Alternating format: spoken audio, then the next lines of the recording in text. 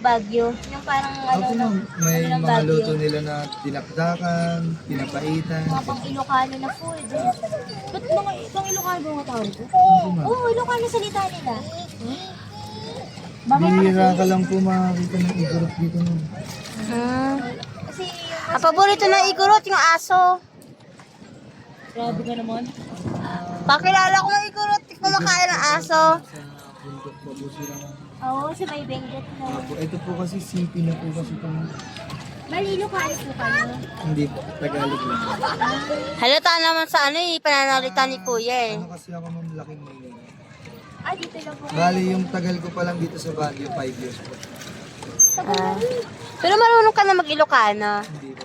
Ay. Masyado kasi malalalim. Alala mo, when? Ganun lang ma'am, yung mga simpleng salita. When? Alam ko, ayun lang din alam ko sa Ilocano, when? Ano pangalan ng lugar to ulit? Ano pangalan ng lugar? Hindi, yung mismo ito. Burnham po. Burnham. Burnham. Parang pang English na, Burnham. Yung isang ham na burn. Apo.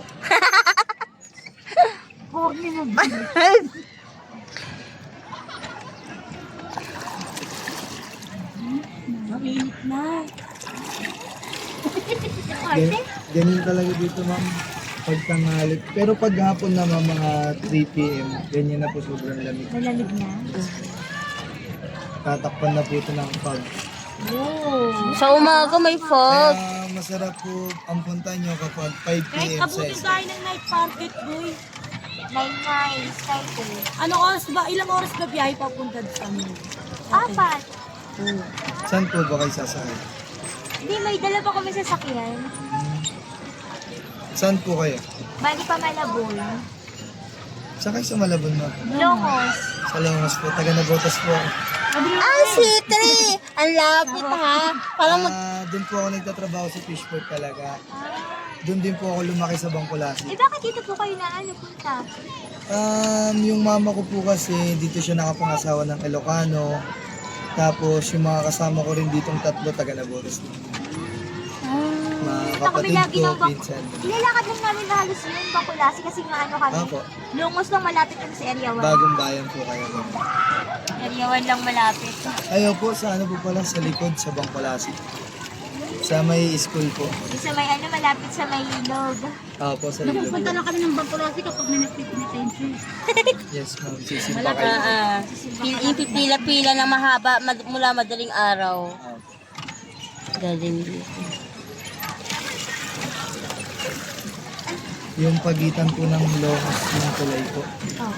Kaya malapit na sa amin yun, lakad na. Doon po kami kumakain ng Paris sa pagbaba ng tulay.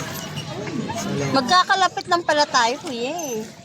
Kasi yung asawa ko po na nandito rin, taga Malabon po siya, sa Letre. Ah. Tumira din kami sa Letre, Malabon. Sa ano, sa Fisher Mall ngayon, gilid sa tapat nun. Sa Dati. likod po. Hindi yung gilid. Yung Shell dati. Doon. Okay. Okay. Thank you, ma'am. Salamat po. Ay! Pagbaba niyo po, dahan-dahan lang, ma'am.